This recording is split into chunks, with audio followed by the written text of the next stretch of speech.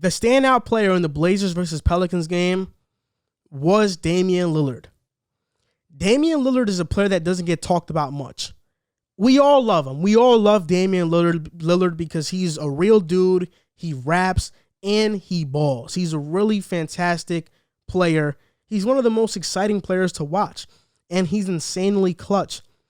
Against the Pelicans, Damian Lillard scored 8 points in the last 2 minutes of the game. The Blazers won the game 126-124, and Lillard had 43 points and 16 assists. He's the 5th player in NBA history to do that. The other 4 are James Harden, who did it twice, Trae Young, Isaiah Thomas, and Oscar Robertson, who did it 3 times.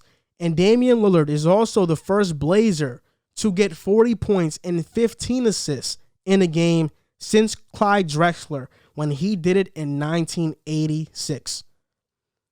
The Portland Trailblazers are on a 6-game winning streak, and in the last 3 games, Dame has scored over 30 points and has had 10 assists or more. He leads the league in clutch points and shoots at a 62% rate. I mean, his percentage is off the charts when it's the fourth quarter and when it's in those clutch time situations. The Blazers have an 18-10 record, and they're 4th in the Western Conference.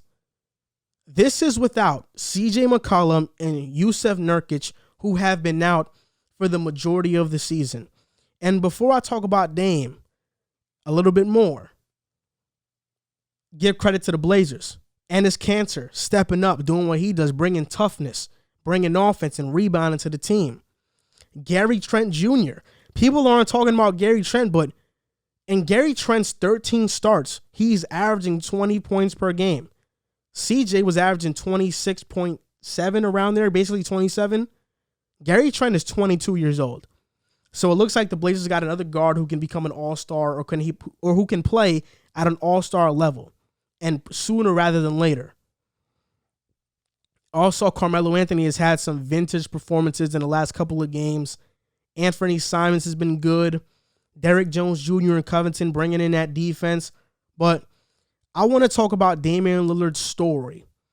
2-star recruit, benched as a sophomore in high school, transferred high schools, and balled out when he got to his second high school that he transferred to, which was Oakland High School. He then got offered by Weber State, which was the only college that offered him. And of course, he got drafted. In 2019, he averaged 30 points per game, 8 assists, and shot 40% from 3. That was last year in the bubble. We saw him having these magical performances in the bubble. I think last year was the moment that Damian Lillard truly broke out into NBA stardom, superstardom, where everybody really started to recognize him. Then in 2020, this year, he's averaging 29.8 points per game, basically 30, 7.7 assists, basically 8 assists, and shooting 38% from 3. This has me wondering, where does Damian Lillard rank in the MVP race?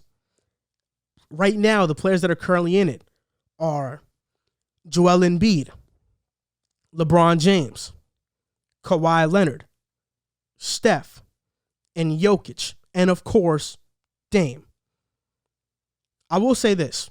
No other superstar in this MVP race is winning like Damian Lillard right now and carrying their team like Dame, doing those both in conjunction.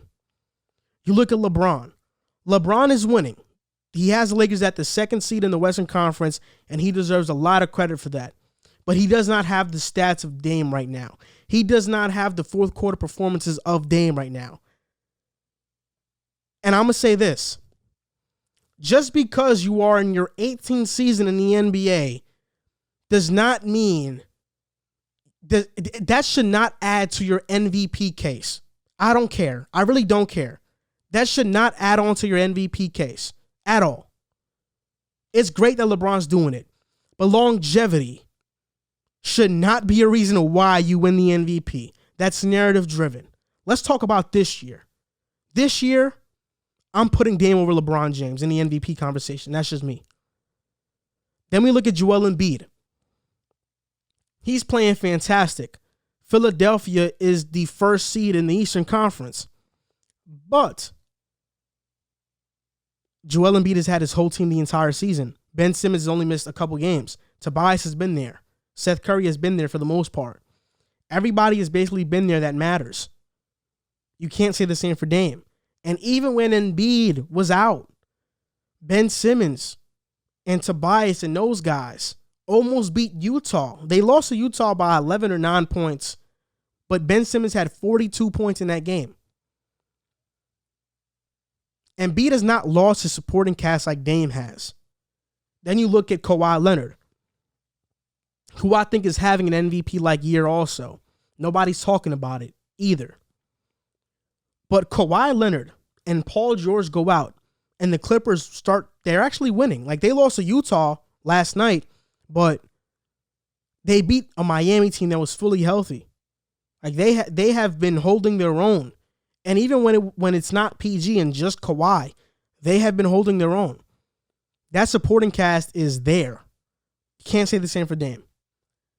Then Steph Curry. He's just not winning like Dame. I think Steph Curry's having a similar season to Dame. Just that Steph is not winning like Dame right now. Then you look at Jokic. The same thing. Jokic is playing phenomenal, but he's not winning like Dame. Damian Lillard is the only guy that is carrying his team but also winning. And he has the stats to prove it, which is why, for me, he's at the top of this MVP race. I'm not saying he's without a doubt number one, but what I'm saying is that he's definitely top three. And if you put him one, I won't even mind. If you put him one, I'd be fine with it. I wouldn't complain. I wouldn't argue with it if you put Damian Lillard number one in your MVP ladder. Like I said, the Blazers are 18-10 right now. They're the 4th seed in the Western Conference. Before the season, I had them as a 3rd seed. I had them finishing as a 3rd seed, which is very possible still, because once they get CJ back and Nurk, they can finish very high. They can finish very high. You never know how well they can finish. If Utah starts to cool down, the Blazers can take their spot. If the Lakers start to cool down, you never know how this stuff goes. But all we know is that right now they're the 4th seed in the Western Conference. In a tough conference, Dame, without CJ and Nurk, is leading the Blazers to victory. Along with the guys that are helping him as well, like Gary Trent Jr., Melo, Cantor, Jones Jr., Covington, Simons, all of those guys. They all deserve credit, but Dame has been the leader of this group. No doubt about it. To me, he's slept on. He's still underrated to an extent.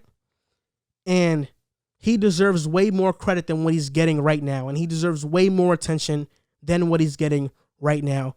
Damian Lillard is a star, a superstar in this league.